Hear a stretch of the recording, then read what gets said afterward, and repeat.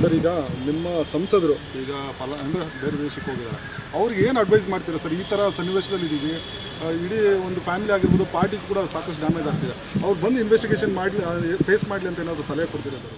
ಖಂಡಿತವಾಗ್ಲೂ ಇವತ್ತು ಮಾನ್ಯ ಕುಮಾರಣ್ಣವರು ಮೊದಲನೇ ದಿನವೇ ಹೇಳಿದ್ರು, ಉಪ್ಪು ತಿಂದವರು ನೀರು ಕುಡಿಲೇಬೇಕು ಅಂತಕ್ಕಂಥದ್ದನ್ನು ಭಾಳ ಸ್ಪಷ್ಟವಾಗಿ ಮೊದಲನೇ ದಿನವೇ ಹೇಳಿದ್ದಾರೆ. ಅದೇನು 10 ದಿನ ಬಿಟ್ಕೊಂಡು ಹೇಳಿರ್ತಕ್ಕಂಥದ್ದಲ್ಲ.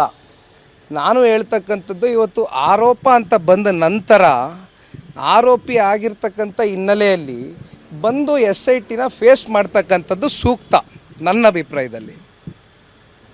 ಬಟ್ ನನಗೆ ವೈಯಕ್ತಿಕ ಸಂಪರ್ಕ ಇಲ್ಲಣ್ಣ, ಅದಂತೂ ಭಾಳ ಸ್ಪಷ್ಟವಾಗಿ ಹೇಳ್ತೀನಿ. ಬಿಜೆಪಿಯ ಮಾಜಿ ಶಾಸಕರೊಬ್ಬರ ಆಪ್ತರೆಲ್ಲ ತುಂಬ ಅರೆಸ್ಟ್ ಆಗಿದ್ದಾರೆ. ಅವ್ರದ್ದು ಕೈವಾಡ ಇದೆ ಅನ್ನೋ ಒಂದು ಚರ್ಚೆಗಳು ಕೂಡ ಇರುವಂಥದ್ದು. ಯಾರ್ದು?